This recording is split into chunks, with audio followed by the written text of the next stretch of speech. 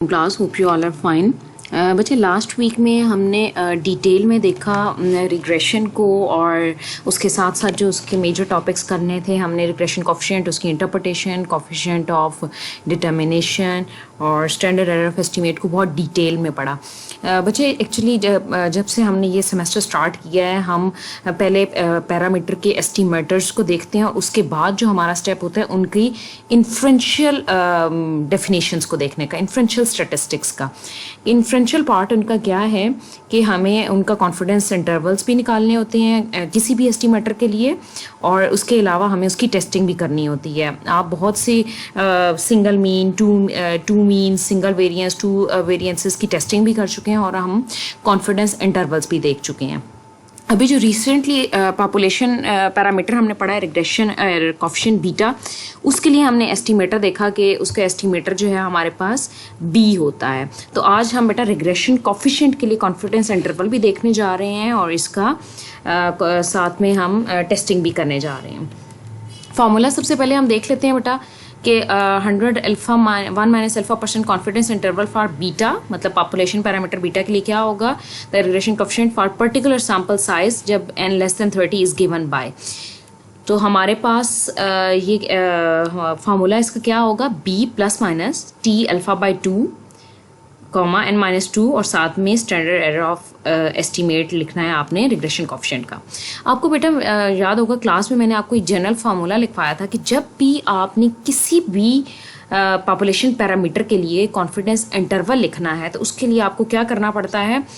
आपका population parameter यहाँ पे है बीटा, तो जो भी रिग्रेशन पैरामीटर होगा उसका एस्टीमेटर, सबसे पहले जनरल फार्मूला क्या है, एस्टीमेटर, फिर प्लस माइनस जो भी उसका टेस्ट स्टैटिस्टिक है जिसके थ्रू आप उसको टेस्ट करते हैं आपको वो लिखना है। टेस्ट स्टैटिस्टिक लिखा है आपने और उसके साथ इस एस्टीमेटर का स्टैंडर्ड एरर आपने लिखना होता है। तो ये फार्मूला भी सेम हमने उसी पैटर्न पे को फॉलो करते हुए बनाया है कि एस्टीमेटर b प्लस माइनस इसका जो टेस्ट स्टैटिस्टिक है that is t alpha by 2 n-2 इसका डिग्रीज ऑफ फ्रीडम है, यहाँ तक इसका टेस्ट स्टैटिस्टिक है और साथ में इसका स्टैंडर्ड एरर जो है हमने लिख दिया इस एस्टीमेटर का। ये तो बन गया बेटा हमारे पास कॉन्फिडेंस इंटरवल फॉर बीटा का फार्मूला। अब हमें ये देखना है कि ये जो स्टैंडर्ड एरर ऑफ बी हमने लिखा है इसका फार्मूला क्या है। फर्दर इसको सॉल्व अगर हम करें तो ये स्टैंडर्ड एरर को अगर हम वेरिएंस की फॉर्म में लिखें तो एस स्क्वायर बी का फार्मूला एक्चुअली क्या है, S square Y dot X, ये वही है जो आपने स्टैंडर्ड एरर ऑफ एस्टीमेट या स्टैंडर्ड एरर ऑफ रिग्रेशन या स्टैंडर्ड डेविएशन ऑफ रिग्रेशन आपने बनाया था, ठीक है। S square Y dot X और इसकी डिनोमिनेटर में है summation x minus x bar का होल स्क्वायर। अगर इसको हम फर्दर सिंप्लीफाई करें S square Y dot x को तो ये किसकी इक्वल होता है, ये इक्वल होता है summation Y minus Y hat का स्क्वायर ओवर n-2 मीन्स ये वाली वैल्यू हमने किसकी उठा के पिक यहाँ पे इसकी पुट कर दी है, S square Y dot X की वैल्यू आपने ये पुट कर दी तो आपके पास ये फॉर्म बन गई और ये ऑलरेडी आपके डिनोमिनेटर में था। ये मीन्स हमने सिंप्लीफाई कर दिया है क्योंकि जितना आप सिंप्लीफाई कर देते हैं कैलकुलेशन में उतनी आसानी होती है। तो ये तो हमारे पास फार्मूला हो गया कॉन्फिडेंस इंटरवल फॉर बीटा के लिए और उसमें जो स्टैंडर्ड एरर जो यूज़ हो रहा है उसका फार्मूला भी देख लिया। इसके साथ ही बेटा हम क्वेश्चन देखते हैं, इसका एक प्रॉब्लम स्टार्ट करते हैं। Problem is in a linear regression problem the following results are obtained। Last जो लेक्चर हुआ था उसमें भी कुछ स्टूडेंट्स पूछ रहे थे कि हमें क्या ये वैल्यूज़ ऑलरेडी गिवन होंगी या नहीं होंगी।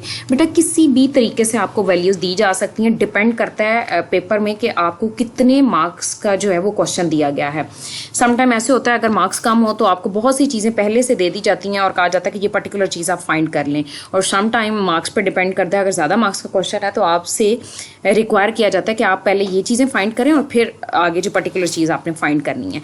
यहाँ पे हमें ऑलरेडी जो है इस क्वेश्चन में मैं आपको दोनों तरह के करवाऊंगी। अभी ये जो हम एग्जांपल देख रहे हैं इसमें ऑलरेडी वैल्यूज़ गिवन है और अभी हम एक क्वेश्चन करेंगे जिसमें हम स्टार्ट से सारी चीज़ें खुद फाइंड आउट करेंगे। इस एग्जांपल में देखते हैं तो आपको ये regression line y hat equals to 12.13 minus 0.1608x means ये है a की वैल्यू और ये है b की वैल्यू।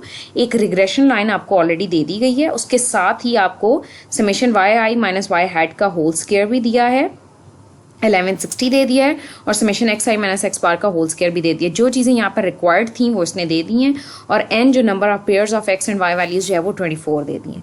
अब हम और हमें फाइंड क्या करना है जी, assuming normality compute 95% confidence interval for beta the population regression coefficient. आपने बीटा के लिए रिग्रेशन कॉन्फिडेंस इंटरवल बनाना है। सबसे पहले आपको क्या करना होगा, सबसे पहले आप उसका फार्मूला राइट डाउन करें।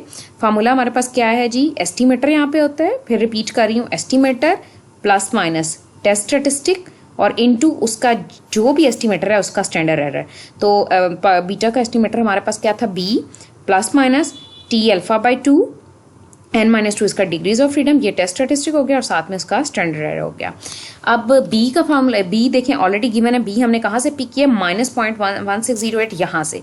अच्छा, आपने साइन के साथ पिक करना है, क्योंकि अगर आप देखें तो आपकी रिग्रेशन इक्वेशन का फॉर्मूला क्या होता है, y hat equals to alpha a plus B X, a plus B X. तो मीन्स ये जो माइनस साइन है ये b के साथ आएगा। आप यहाँ पे वैल्यू आपने क्या पिक कर लिया, b की इक्वल्स, b की वैल्यू है -0.1608। अगर ये प्लस होती तो आप यहाँ पे सिंपल क्या लेते, +0.1608। फिर टी अल्फा बाई 2 n-2 की जो वैल्यूज़ हैं बेटा, अल्फा बाई 2, अल्फा 5% 95 उसने कहा था, तो आप 1 माइनस अल्फा करें तो ये अल्फा की वैल्यू 5% आएगी, 5 आ जाएगी। तो 5% को जब 0.05 डिवाइडेड बाई 2 करेंगे तो ये बन जाएगा 0.025। n गिवन है बेटा 24 -2, और ये आपने टेबल से वैल्यू देख ली होगी। मैंने आपके साथ टेबल शेयर भी किया हुआ है। इसके अलावा बेटा जो मैंने आपको बुक का रेफरेंस, जो अक्सर मैं बुक का लिंक शेयर आपको करती हूँ, उस बुक के बिल्कुल अगर आप एंड पे जाएं, जहाँ पे वो बुक एंड हो रही है, उसके अपेंडिक्स में टी, काई, एफ, जी सब के टेबल्स भी लगे हुए हैं, आप वहाँ से भी हेल्प हासिल कर सकते हैं बेटा। अच्छा, ये टेबल वैल्यू आ गई, और उसके बाद आपने क्या करना है, हमें अब टी की वैल्यू भी पता चल गई, बी की वैल्यू भी पता चल गई, हमें इसको सॉल्व करना है standard error of regression estimate B को। तो आपने क्या किया जी, एस स्क्वायर बी फार्मूला इसका लिख लिया, S square Y dot X summation x minus x bar का होल स्क्वायर। इसको फर्दर सिंप्लीफाई करके लिखा, summation Y minus Y hat का whole square over n-2 summation x minus x bar का whole square. और अब आपने क्या किया जी, वैल्यू आपको ऑलरेडी गिवन थी, summation Y minus Y hat square की वैल्यू थी 1160, वो हमने पुट कर दी। n-2 की वैल्यू है हमारे पास 22, वो भी हमने पुट कर दी। और summation x minus x bar का होल स्क्वायर की वैल्यू भी हमें गिवन है, वो हमने पुट कर दी। तो इसके साथ हमारे पास एस स्क्वायर बी की वैल्यू जो है वो फाइंड हो गई है। अच्छा जी, आगे अब ये हमारे पास एस स्क्वायर बी आया था और हमें सिंपल एस बी चाहिए, मतलब स्टैंडर्ड एरर चाहिए। तो आप इसका स्क्वायर रूट ले लोगे, स्क्वायर रूट लिया। अब सारी वैल्यूज़ ये जो है हम इस फार्मूला में पुट करने जा रहे हैं। बी की वैल्यू भी, ये टी की वैल्यू जो हमने टेबल से देखी है, और स्टैंडर्ड एरर की वैल्यू भी आपने पुट कर दी। तो after substituting we are getting this value -0.1608 plus minus 2.074 into 0.20। इसको जब सॉल्व करेंगे तो हमारे पास सॉल्व होने के बाद एक वैल्यू, इसको आप प्लस भी करेंगे और माइनस भी करेंगे तो हमारे पास वैल्यू क्या बनी, -0.58562.2540। Hence the desired 95% confidence interval for the population regression coefficient beta as this।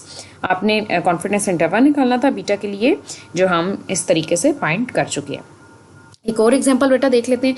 जैसे अभी मैं डिस्कस कर रही थी, इस एग्जांपल में ऑलरेडी आपको ये डाटा गिवन था। अब जो बेटा हम एग्जांपल देखने जा रहे हैं, इसमें हम बिल्कुल जीरो इनिशियल से सारी चीज़ें हम खुद से फाइंड करेंगे, मींस ए और बी की वैल्यू भी और जो भी चीज़ें हमें चाहिए। गिवन द डाटा दिया है, कुछ फर्टिलाइजर्स और कौन यील्ड दी है कि कुछ फर्टिलाइजर्स यूज़ किए हैं तो उसके वजह से जो यील्ड हुई है उसका डाटा हमें दिया हुआ है। Assuming normality calculate the 95% confidence interval for beta. आपने यहाँ पे डिफरेंट अल्फा वगैरह भी था, लेकिन हमें रिक्वायर्ड सिर्फ बीटा के लिए था, इसलिए इसको मैंने जो है वो अरेज कर दिया।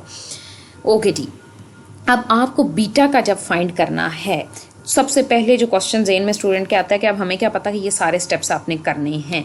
आप सबसे पहले इसका फार्मूला देखें कि के फार्मूला की रिक्वायरमेंट क्या है।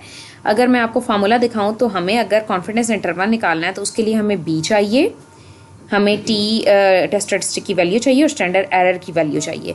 यहाँ पे तो ऑलरेडी गिवन थी, लेकिन जो अब हम क्वेश्चन देखने जा रहे हैं इसमें कुछ भी गिवन नहीं है, उसमें सिर्फ रॉ डाटा दिया और उसने कहा है कॉन्फिडेंस इंटरवल निकालें बीटा के लिए। तो सबसे पहले हम काम करते हैं कि हमें इट मीन्स के बी की वैल्यू का मतलब हमें ये रिग्रेशन लाइन तो फाइंड करनी ही है, ठीक है जी। बी की वैल्यू फाइंड करनी है, ए की वैल्यू भी क्यों फाइंड करेंगे, क्योंकि ये जब हम summation Y minus Y hat का उसके फाइंड कर रहे होंगे तो ये हमें उसमें काम आएगी।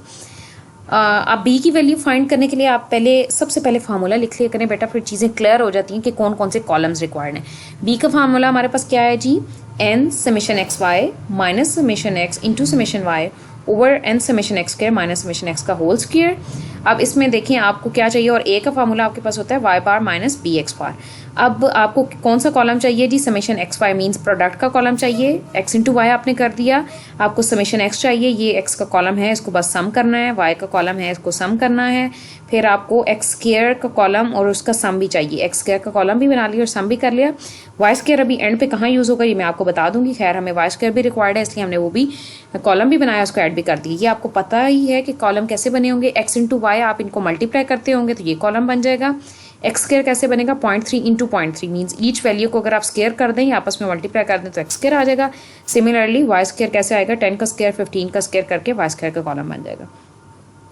अब आपने बी में जो जो बेटा रिक्वायर्ड चीज़ें थी वो उसमें पुट करने के बाद हमारे पास बी की वैल्यू क्या आ रही है 16.27, और ए की वैल्यू किस तरह फाइंड करते हैं, Y bar minus B X बार। वाई बार और बी एक्स बार आप यहाँ पे डायरेक्ट भी फाइंड कर सकते हैं, इसने यहाँ डायरेक्ट ही फाइंड कर लिया है कि वाई बार जी आपके पास वैल्यू है 240, और टोटल ये वैल्यूज़ कितनी है जी, कितने पेयर्स हैं, 1 2 3 4 5 6 7 8, ठीक है जी। आपके पास 8 नंबर ऑफ वैल्यूज़ हैं तो 240 डिवाइडेड बाई 8 करके आपके पास वाई बार 30 आ गया है। सिमिलरली आप बी की वैल्यू फाइंड कर चुके हो, और एक्स बार की वैल्यू आपने क्या किया होगा 10.8 डिवाइडेड बाई 8 करके 1.35, और ओवरऑल कैलकुलेशंस के बाद ए की वैल्यू हमारे पास आ गई 8.04। और हमारे पास जो एस्टिमेटेड रिग्रेशन लाइन है इसको थोड़ा सा विजिबल कर लें हम। एस्टिमेटेड रिग्रेशन लाइन जो हमारे पास बनी है बेटा वो क्या है, y hat equals to 8.04 plus 16.27x, ठीक हो गया। अब यहाँ तक बेटा हमने b की वैल्यू तो फाइंड कर ली, ये b असल में हमें ये b रिक्वायर्ड था जो प्लस 16.27 हम फाइंड कर चुके हैं, बट हमें स्टैंडर्ड एरर भी फाइंड करना है b के लिए, ठीक है। स्टैंडर्ड एरर फाइंड करने के लिए हमारे पास फार्मूला में एक बार अगर मैं आपको दोबारा से दिखा दूं तो ये देखें, इस स्टैंडर्ड एरर को या वेरिएंस फाइंड करने के लिए b का आपको क्या चाहिए, ये फार्मूला चाहिए, ठीक है। इसको आपने सॉल्व करना है और इसको फर्दर देखें तो आपको ये summation y minus Y hat का होल स्क्वायर, ये वैल्यू भी चाहिए और ये भी चाहिए summation x minus x bar का होल स्क्वायर। देखते हैं इस वैल्यू को हम कैसे सिंप्लीफाई करते हैं, यहाँ तो ऑलरेडी गिवन थी लेकिन अब हम इसको भी फर्दर जो सिंप्लीफाइड फार्मूला है उस पर कन्वर्ट करेंगे ताकि हम आसानी से इसको फाइंड कर सकें। देखते हैं जी हमने क्या किया है इसमें। हमने क्या किया जी, summation y minus Y hat का होल स्क्वायर आपको पता है। अब आप मेरे ख्याल में लाइन सॉल्व कर रहे हैं, रिग्रेशन इक्वेशन पिछले लेक्चर में भी आपने सॉल्व किया है और स्टैंडर्ड एरर ऑफ एस्टीमेट भी फाइंड किया है। इसको अगर हम फर्दर सिंप्लीफाई करते हैं, इसका भी एक डेरिवेशन है बेटा, बट हमें डेरिवेशन यहाँ पर रिक्वायर्ड नहीं है, आपको मैं डायरेक्ट बता रही हूँ कि इसको जब हम सिंप्लीफाई करते हैं, इसको ओपन करके स्क्वायर अप्लाई करके समेशन अप्लाई करते हैं तो हमारे पास जो एक सिंपलेस्ट फॉर्म आती है वो ये है, that is summation y square minus a summation Y minus b summation x y, ठीक हो गया। अब यहाँ पे आपको पता चल रहा होगा कि हमने वाई स्क्वायर का कॉलम क्यों बनाया था, क्योंकि हमें यहाँ रिक्वायर्ड था। आपने सारी वैल्यूज़ वाई स्क्वायर की ए की वैल्यू हमें यहाँ रिक्वायर्ड थी, अदरवाइज तो बी चाहिए होता ना, लेकिन ए यहाँ पे पुट होगा। ये जहाँ जो वैल्यूज़ थी वो पुट करने के बाद ओवरऑल सॉल्व होके summation Y minus y hat की वैल्यू हमारे पास वाई हेड स्क्वायर की वैल्यू ये आ गई।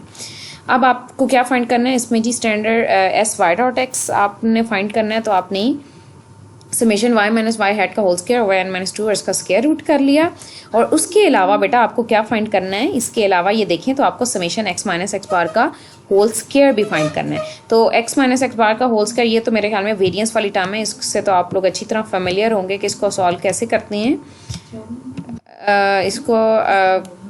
इसको हम ऐसे सॉल्व करते हैं कि summation x minus x bar का होल स्क्वायर को आप ओपन करते हैं जी summation x square minus summation x का होल स्क्वायर ओवर एन की फॉर्म में। तो आपके पास समेशन एक्स स्क्वायर की भी वैल्यू है, समेशन एक्स का होल स्क्वायर की वैल्यू ओवर एन करके आपके पास ये चीज़ें सिंप्लीफाई हो गई।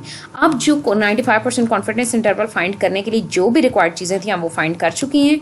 अब हम इस फार्मूला में आते हैं। 95% confidence interval for beta is given by b plus T alpha by 2 n minus 2, और ये फार्मूला लगाया। इसमें रिक्वायर्ड चीज़ें आपको b की वैल्यू पता है, ये टेस्ट स्टैटिस्टिक की वैल्यू आपने फाइंड कर ली टेबल से, ठीक है। 8 था, 8 माइनस 2 6 हो गया, और आपके पास स्टैंडर्ड एरर की वैल्यू भी आ गई। ये सारी वैल्यूज पुट करने के बाद बेटा हमारे पास इसको सॉल्व करने के बाद 95% कॉन्फिडेंस इंटरवल फॉर बीटा है 7.39 to 25.15। आई होप सो आपको दोनों मेथड से क्लियर हो गया होगा कि अगर आपको डायरेक्ट वैल्यूज़ दी गई हों तो बेटा आपने कॉन्फिडेंस इंटरवल कैसे फाइंड करना है, जो हमने इस एग्जांपल में देखा कि ऑलरेडी आपको वैल्यूज़ गिवन थी। और इसके बाद मैंने एक आपको एग्जांपल करवाई है जिसमें हम बिल्कुल इनिशियल पॉइंट से स्टार्ट कर रहे हैं कि अगर हमें सारा कुछ फाइंड करना पड़े तो वो ये दोनों एग्जाम्पल्स आपको क्लियर हो गई होंगी। तो ये था बेटा जो हम कैसे हम regression coefficient, population regression coefficient का कॉन्फिडेंस इंटरवल जो है वो फाइंड करते हैं। नेक्स्ट बेटा हमारे पास जो है दैट इज़ हाइपोथेसिस टेस्टिंग। आपने इस जिसका regression coefficient, population regression coefficient का हमने कॉन्फिडेंस इंटरवल फाइंड किया है, इसकी हम टेस्टिंग भी कर सकते हैं। और टेस्टिंग कैसे करते हैं आपको पता है, वही सबसे पहले हमेशा जब भी मैं टेस्टिंग स्टार्ट करवाती हूँ आपको एक जनरल प्रोसीजर लिखवाती हूँ जो 6 स्टेप्स होते हैं। किसी भी पॉपुलेशन रिग्रेशन कॉफिशिएंट को टेस्ट करने के उसके अपने ही स्टेप्स, उसमें से कुछ स्टेप्स जो हैं वो जनरल हैं, मींस के पहला हाइपोथेसिस मेकिंग स्टेप है, दूसरा अल्फा है, तीसरा टेस्ट स्टैटिस्टिक्स उसका अपना है, fourth one is critical reason, fifth is calculation and sixth is conclusion. इसका देखते हैं कि जनरल प्रोसीजर हमारे पास क्या है कि आप अगर टेस्ट करना चाहते हैं जी to suppose that we wish to hypothesis that the population regression coefficient has some specified value, तो आप टेस्टिंग का प्रोसीजर उसका क्या है, आपका टेस्ट स्टैटिस्टिक इक्वल है बेटा t equals to b minus beta over standard error of this estimate. ये भी मैं आपको एक जनरल फार्मूला लिखवा चुकी हुई हूँ बेटा कि जब भी आपने किसी चीज़ का टेस्ट स्टैटिस्टिक बनाना है तो कैसे बनाना है, estimator minus parameter over standard error of that estimator. तो ये उसी पैटर्न को फॉलो करते हुए हमने इसका फार्मूला भी लिख लिया है। और आपको ये इसका फार्मूला ये पता है ये किसकी इक्वल है, एस बी, ये जो है अभी आपने फाइंड किया है कि S Y dot X summation x minus x bar का होल स्क्वायर। अब आप देख रहे होंगे यहाँ स्क्वायर रूट आ गए क्योंकि यहाँ पे मैंने वेरिएंस नहीं लिखा, स्टैंडर्ड एरर लिखा है, इसलिए यहाँ से स्क्वायर भी हटा दिया और यहाँ पे स्क्वायर रूट आ गया। ठीक है, ये वही चीज़ लिखी हुई है, अगर इसको स्क्वायर करें तो ये हमारे पास यही बन जाएगा जो हमने यहाँ पे लिखा था। ठीक है, यहाँ पे वो जब हम स्क्वायर रूट कर लेते हैं तो ये चीज़ स्क्वायर भी ख़त्म हो जाता है और यहाँ स्क्वायर रूट आ जाता है। अच्छा जी, अब हम देखते हैं कि जी फार्मूला इसका कैसे बनता है। जी सबसे पहले जी हाइपोथेसिस आपने फार्मूलेट करनी होती है। जनरल प्रोसीजर जब हम लिख रहे होते हैं तो बेटा जितने भी हमारे पास ऑप्शंस हैं हाइपोथेसिस फार्मूलेट करने के वो तीनों हम डिस्कस कर लेते हैं। एक हमारे पास क्या हो सकता है जी ऑप्शन कि एच नॉट है beta equals to beta naught versus H one है beta is not equal to beta naught. Second option is beta is less than equals to beta naught and उसके ऑपोजिट है जी beta is greater than beta naught. And third option is beta is greater than beta naught and h1 is beta is less than beta naught. Second step is decision about the comfort level, significance level, and third is आपका जो test statistic जो है आपने formulate किया t equals to b minus beta not over s p. B यहाँ पे आप beta नज़र आ रहा है तो बीटा नॉट मीन्स ये जो इसकी वैल्यू है वो गिवन हमने पर्टिकुलरली इसमें पुट कर दी है। अच्छा जी, फोर्थ स्टेप ये होता है कि आप क्रिटिकल रीजन को डिफाइन करें। क्रिटिकल रीजन आप सबको बड़े अच्छे से पता है कि आप किसकी बेसिस पे करते हो, आप क्रिटिकल रीजन डिफाइन करते हो H1 की बेस पे, मींस अल्टरनेटिव हाइपोथेसिस की बेस पे आप क्रिटिकल रीजन डिफाइन करते हो। तो क्रिटिकल रीजन अगर तो टू टेल टेस्ट है बेटा तो आप क्या क्रिटिकल रीजन बनाओगे, ये मॉडुलस में t modulus greater equal t alpha by 2 और साथ में n-2 आप यूज़ कर रहे हो क्योंकि पहले आपने देखा होगा जब आप मीन की टेस्टिंग कर रहे थे सिंगल मीन की तो आप n-1 यूज़ कर रहे थे और यहाँ पे आपने n-2 लिया है क्योंकि रिग्रेशन में बेटा आप क्या कर रहे होते हो, रिग्रेशन में जितने पैरामीटर एस्टिमेट करते हैं उतना ही डिग्री ऑफ फ्रीडम में से आप n में से माइनस कर देते हैं। मीन्स यहाँ पे हमारे पास रिग्रेशन लाइन में आप अल्फा और बीटा दो एस्टिमेटर्स को एस्टिमेट कर रहे होते हैं, इसलिए इसके जो डिग्रीज ऑफ फ्रीडम होता है वो n-2 होता है। अब आपके जहन में क्वेश्चन आएगा कि टेस्टिंग तो सिर्फ बीटा की हो रही है तो हम अल्फा को क्यों देख रहे हैं, बट रिग्रेशन इक्वेशन तो पूरी एस्टीमेट हो रही होती है और रिग्रेशन इक्वेशन तब एस्टीमेट होती है जब अल्फा और बीटा आप दोनों फाइंड कर लेते हैं। ओके जी, ये मींस प्लस माइनस दोनों में आएगा जब टू टेल्ड होगा और व्हेन H1 इज ये पॉजिटिव टेल्ड है, हमारे पास वन टेल्ड है और वो भी पॉजिटिव टेल है तो ये क्या आएगा t greater equal t alpha. अब अल्फा बाई 2 नहीं आएगा, अल्फा आएगा n-2 और जब लेस का केस है तो आपके पास क्या आएगा t less than equal to, यहाँ पे आप माइनस का साइन आएगा। रिमेंबर जब यहाँ ग्रेटर है तो पॉजिटिव का साइन और अल्फा और यहाँ पे जब लेस है तो नेगेटिव t अल्फा n-2। ठीक है, और जी हमारा फिफ्थ स्टेप क्या है जी, आप कैलकुलेशन करेंगे t माइनस बीटा नॉट और SP स्टैंडर्ड एरर और डिसाइड करेंगे इसके क्रिटिकल रीजन के बारे में। अच्छा, एक चीज़ थोड़ी सी आपको बता दूँ, ये है तो कॉन्सेप्ट एक, लेकिन आप लोगों से मैं डिस्कस करना चाह रही हूँ कि एडवांस लेवल पे स्टूडेंट्स को तो ये हम बहुत डेप्थ में पढ़ाते हैं। आपके साथ सरसरी से एक डिस्कशन है कि जब आप चेक कर रहे होते हैं हाइपोथेसिस बनाते हैं बीटा इक्वल्स टू 0, ठीक है, बीटा इक्वल्स टू 0 मीन्स आप एक्चुअली जो आपकी रिग्रेशन लाइन बनती है y इक्वल्स टू, ये जो हमारे पास रिग्रेशन लाइन लिखी हुई है y equals to a plus bx, अगर इसमें सोचें कि b जो है वो आपका 0 हो जाए तो क्या रह जाएगा, y equals to alpha means y की कोई भी डिपेंडेंस नहीं है x पर। तो ये असल में यही पॉइंट बता रहा है कि जब आप ये टेस्ट करते हैं b इक्वल्स टू 0 तो एक्चुअली आप चेक कर रहे होते हैं कि you are going to testing the hypothesis that the variable y is independent of variable x. तो मैं ये बताने का मकसद इसलिए ये कॉन्सेप्ट कि अगर कहीं किसी क्वेश्चन में ये टर्मिनोलॉजी थ्योरेटिकल फॉर्म में लिख दी जाए कि test the hypothesis that variable y is independent of variable x, तो आप सबको पता होना चाहिए कि इसमें आप क्या टेस्टिंग करने जा रहे हो। इसका मतलब होगा डायरेक्ट आप टेस्टिंग करने जा रहे हो बीटा इक्वल टू 0 और उसके against beta is not equal to 0। ये कॉन्सेप्ट इसलिए क्लियर करने का मकसद था। ठीक है, ऑब्वियसली जब b इक्वल टू 0 हो जाएगा तो आपका टेस्ट स्टैटिस्टिक्स क्या रह जाएगा, ये जब 0 हो जाएगा तो b ओवर एस पी हो जाएगा। अब एक एग्जांपल हम देख लेते हैं बेटा। इस जैसे मैंने आपको पहले बताया, दोनों तरह तरीके की एग्जांपल्स मैं आपके साथ डिस्कस कर रही हूँ।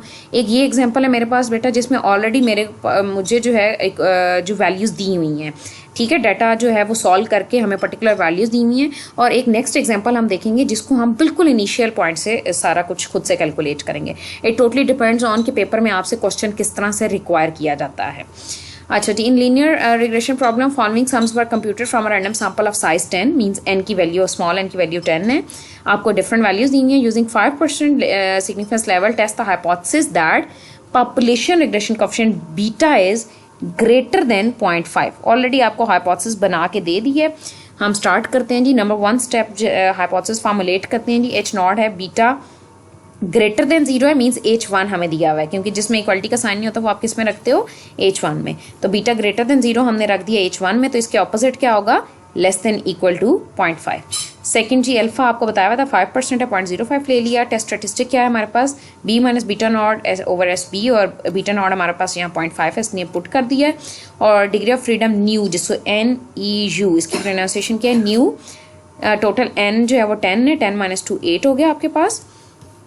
तो आप क्या कर रहे हो जी इसमें, जी आपने यहाँ पे b की वैल्यू कंप्यूट की बेटा।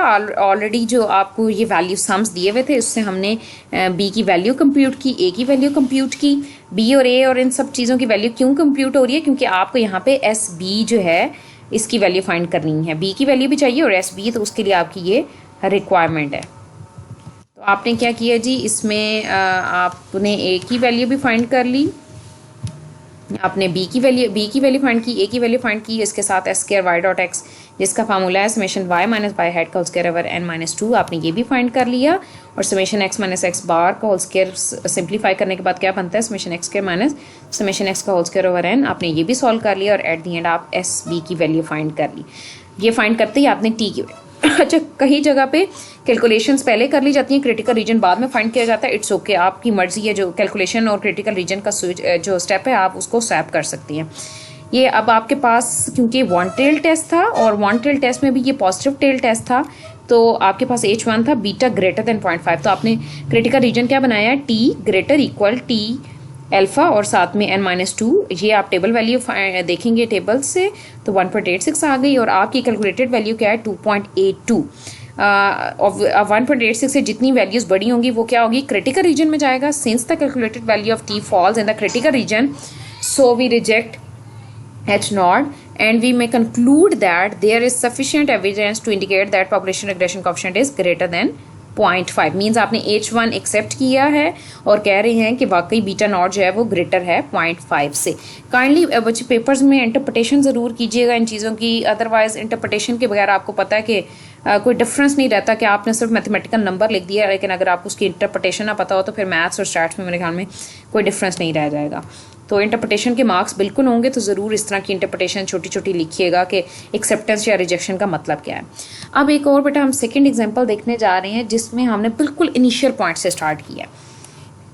इसमें आपको कहा है जी estimate a regression line from the following data of heights and weights of 12 persons. लिखा यहाँ 12 पर्सन्स हैं, लेकिन अगर आप देखें तो 1 2 3 4। अक्सर स्टूडेंट्स जो इस क्वेश्चन में गलती करते हैं कि वो क्या करते हैं, इसी को x लेके इसको y लेके इसको सॉल्व करना शुरू कर देते हैं। हालांकि ये कॉम्पैक्ट फॉर्म में डाटा दिया हुआ है, पहले इस डाटा को आपको स्प्रेड फॉर्म में करके इसको पहले आपने खोलना है डाटा कि ये है क्या चीज़। इसको मैं अभी बताती हूँ कि हम डाटा मीन्स इसका ये है कि x की वैल्यू 3 दफ़ा 60 लिखेंगे और उसके सामने 110 135 120 फिर 62 आएगी 4 टाइम्स, फिर 2 टाइम्स 64 और 3 टाइम्स 70 आएगी। फिर आपकी x और y का टेबल बनेगा। ये भी नेक्स्ट पेज पे मैं आपको दिखा देती हूँ। Test the hypothesis that the population regression coefficient beta equals to 0, या फिर मैंने अभी आपको एक कॉन्सेप्ट बताया था कि इसका मतलब है कि इंडिपेंडेंट जो वाई वैल्यू है वो इंडिपेंडेंट है एक्स से, मीन्स वाई और एक्स में कोई डिपेंडेंस नहीं है। तो उसको इन्होंने क्या लिखा है, क्योंकि ये हाइट और वेट है, एक्स हाइट है और वेट वाई है, तो उन्होंने कहा दैट इज अगर बीटा इक्वल टू 0 हम टेस्ट करने जा रहे हैं, इसका मतलब है आप चेक करने जा रहे हैं height and weight are independent. Means आपको पेपर में इस तरह से भी दिया जा सकता है, test the hypothesis that the heights and weights are independent of each other. तो आपको पता होना चाहिए कि आप बीटा को टेस्ट करने जा रहे हैं। ठीक है जी, आपको अल्फ़ा बता दिया 0.05, अल्फ़ा जो है आपके पास 0.05 है। आपने क्या किया जी, आपने बना एच नॉट है जी beta equals to 0, H1 beta यहाँ पे बेटा मिसिंग है, ये एच नॉट है और ये H1 है बेटा। ये देखें the two variables x and y are not related. 0 का ये मतलब है ना कि दो वेरिएबल्स आपस में रिलेटेड नहीं है, और beta equal to 0 that two variables are related means depend कर रहे हैं, मीन्स रिलेट कर रहे हैं। सिग्निफिकेंस लेवल अल्फ़ा ले लिया आपने, बीटा की वैल्यू 0 थी तो ये सिंपल क्या रह गया बी ओवर एस बी। अब आपको बी की वैल्यू चाहिए और स्टैंडर्ड एरर की वैल्यू चाहिए। स्टैंडर्ड एरर या वेरिएंस का फॉर्मूला ये है। अब आपको सारी कैलकुलेशंस खुद से करनी है, मींस बी की वैल्यू आपको चाहिए। आपको कौन कौन से कॉलम चाहिए होंगे, ये देखें जिसको मैं कह रही थी जब हमने डाटा को ओपन करके लिखा है, इसमें ये डाटा इस तरह से दिया हुआ था। अब जब आपने इस डाटा को ओपन करके लिखा है तो ऐसे, क्योंकि उसमें गिवन है कि 12% का डाटा है, तो आपने उसको एक्स को सिंपल ये नहीं ले लेना। आपने कैसे लिया जी 60 60 63 टाइम्स और उसके अगेंस्ट वाई की वैल्यूज़, फिर 62 4 टाइम्स उसकी वैल्यूज़, ये सारी वैल्यूज़ आपने लिख ली हैं। ठीक है जी, फिर एक्स स्क्वायर का कॉलम आपको चाहिए होता है, वाई स्क्वायर का कॉलम चाहिए होता है और एक्स इंटू वाई। जब भी रिग्रेशन इक्वेशन या आपको स्टैंडर्ड एरर एस्टीमेट जो भी चाहिए हो, ये 3 कॉलम्स अगर आप एक्स वाई के साथ बना लें तो आपकी सारी सम्स जो है वो रिक्वायर्ड सम्स आप फाइंड कर लेते हैं। आपने बी फाइंड कर लिया इसमें। अब मेरे ख्याल में ये काफ़ी दफ़ा मैं बता चुकी हूँ बी कैसे फाइंड करते हैं, तो इसलिए इसको स्किप कर रही हूँ मैं स्टेप को। बी फाइंड किया आपने, ए फाइंड किया, रिग्रेशन इक्वेशन लिख ली, फिर आपने ये summation Y minus y hat का होल स्क्वायर और summation x minus x bar का होल स्क्वायर की वैल्यूज़, और at the end standard error of regression coefficient find कर लिया और टी की वैल्यू हमारे पास आ गई 6.89। अब क्योंकि ये टू टेल्ड हमारे पास टेस्ट था, टू टेल्ड था कि beta not equal to 0, H1 two tailed था, इसलिए आपका क्रिटिकल रीजन कैसे बनेगा, मॉडुलस टी ग्रेटर इक्वल, ये आपने टेबल वैल्यू यहाँ से देखी तो ये बन गया 2.23। और since the computed value t 6.89 falls, means आपका क्रिटिकल रीजन है -2.23 से लेकर +2.23 तक। Since the computed value t जो है वो falls in the critical region, so we reject the null hypothesis and may conclude that there is sufficient reason to say that at 5% level signifies that heights and weights are related. आपने क्या किया है, H not को reject किया है। तो H Nord में आपने क्या रखा था, इसको समझने की ज़रूरत है, हम देख लेते हैं। H नॉड में आपने रखा था कि the two variables are not related, और अब आप H नॉट को रिजेक्ट कर रहे हैं, मीन्स आप कह रहे हैं कि टू वेरिएबल्स आर रिलेटेड। और ये दो वेरिएबल्स कौन से थे, ये थे हाइट और वेट, तो हम कह रहे हैं हाइट और वेट जो है वो आपस में रिलेटेड हैं। आई होप सो बेटा आज का टॉपिक आपको क्लियर हो गया होगा, confidence interval and testing of regression coefficient. इसकी अच्छे से प्रैक्टिस कीजिएगा, जो आपके पास बुक है